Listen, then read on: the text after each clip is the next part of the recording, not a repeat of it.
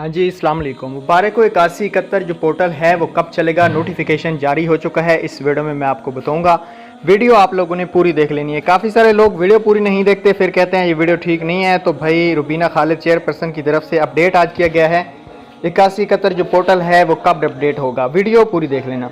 भाई 8171 पोर्टल जैसे ही किस्त चलने जा रही, आपको पता है कल से बेनज़ीर इनकम सपोर्ट प्रोग्राम का कुछ इज़ला में पंजाब के कुछ शहर हैं जिनमें कल से पेमेंट रिलीज़ होने जा रही है, लेकिन अभी तक पेमेंट अकाउंट में ट्रांसफ़र नहीं की गई। इस चीज़ को भी आपने याद रखना है। आप लोगों ने जस्ट वेट करना है कल तक, ठीक है।